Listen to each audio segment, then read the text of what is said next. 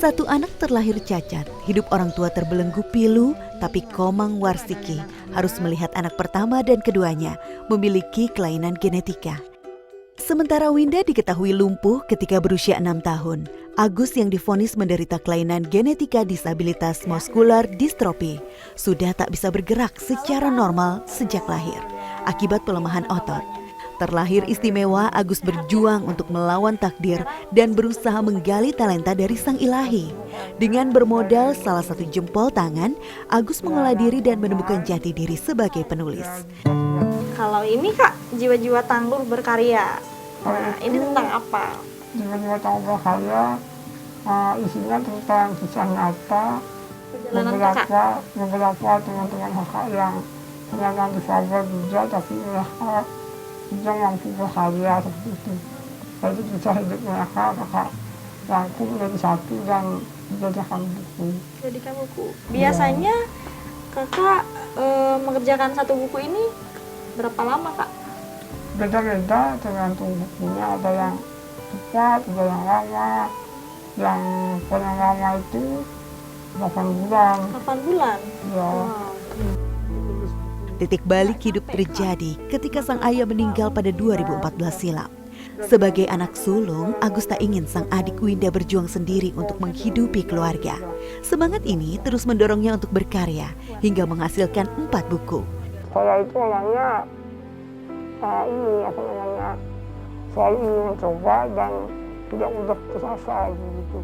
Jadi kalau saya sudah punya sebuah kemauan dan punya bakat, saya pasti akan berusaha keras untuk bisa mewujudkannya seperti itu. Jadi apapun rintangannya selama 3 tahun itu, saya tidak menyerah dan berusaha agar buku saya benar-benar bisa menjadi buku seperti itu. Dan puji Tuhan, selalu ada jalan, selalu ada orang-orang yang membantu saya. Jadi ini proses pembuatan buku Kak Agus yang kelima ya? Iya, iya. Jadi kita lihat seperti apa pembuatan bukunya Kak Agus menggunakan handphone dengan 1 jari. Jadi caranya gimana Kak? Kakak pakai catatan ya? Pakai catatan dulu, nanti kalau udah rasanya kelas, sudah nggak ada yang salah, kalau nanti disalin ke words-nya gitu. Jadi ya seperti ini aja, seperti sifat seperti ini aja biasa. Jadi biasanya Kakak Malu membayangkan perjuangan keras Agus untuk mengubah jalan hidup. Tak hanya menulis buku, Agus dengan hanya bermodal 1 jempol terus mengais rezeki dengan berjualan online, salah satunya jualan kaos. Yang lebih menggetarkan, Agus kini tengah menulis buku kelima lewat ponselnya. Mulai dari otot tangan, hati, rahang, seperti itu. Jadi ya kakak sekarang untuk makan pun sudah tidak bisa mengunyah lagi. tidak bisa mengunyah lagi? Ya, jadi Hanya makanan cair? makanan yang agak cair seperti itu aja.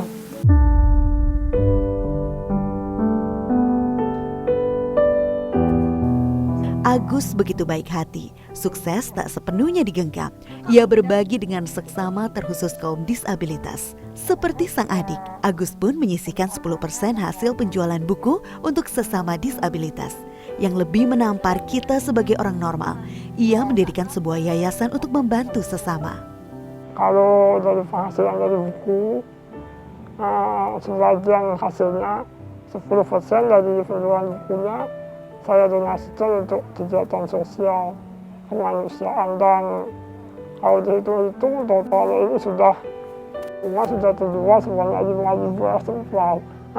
Sudah puluhan juta yang saya donasikan untuk kegiatan sosial untuk membantu penyandang disabilitas yang lain. Jadi dia luar biasa tabah dalam menjalani hari-harinya. Bukan hanya sekedar menjalani hari berdiam diri, tapi dia disibukkan dengan komunitasnya, dengan usahanya untuk jualan online, karena dia ingin membantu saya juga. Dia tidak ingin saya sendiri menjadi tulang punggung keluarga. Itu jadi dia sosok yang luar biasa bagi saya.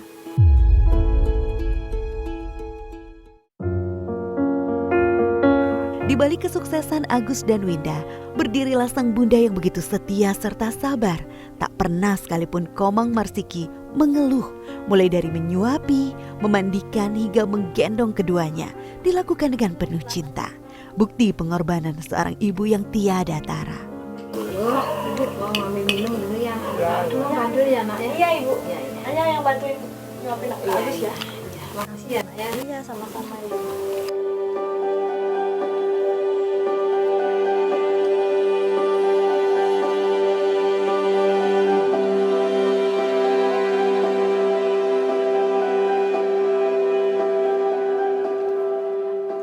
Kalau Winda bisa makan sendiri. Kalau Agusnya ibu yang nyuapin. Gitu. Kalau mandi ibu semuanya ke belakang, semuanya ibu yang ngurusin. Cuma mandi dia sendiri Windanya.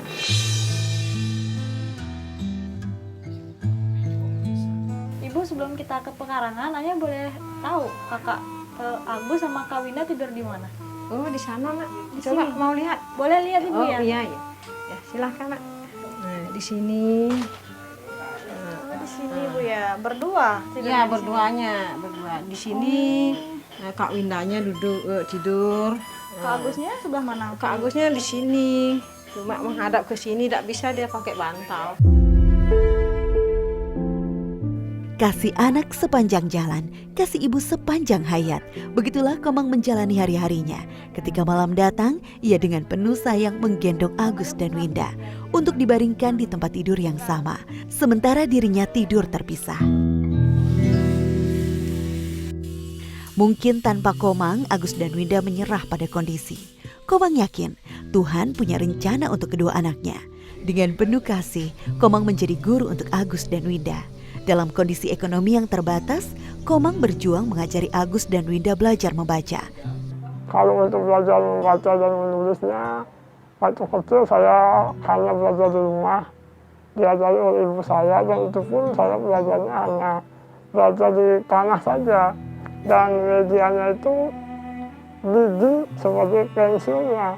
Karena waktu itu kami betul-betul adalah keluarga yang tidak mampu, bahkan untuk membeli beras saja kesulitan waktu itu, apalagi untuk membeli buku seperti itu. Jadi kami ya belajar di alam saja.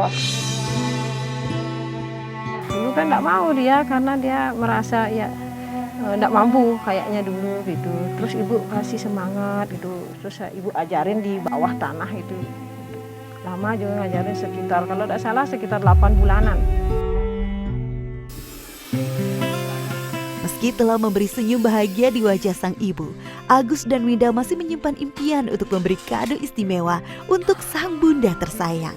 Tak hanya itu, Agus sendiri nyatanya memendam keinginan untuk menghadiahkan sebuah kado bagi sang adik. Saya ingin memberikan sebuah kalung bentuk hati untuk ibu.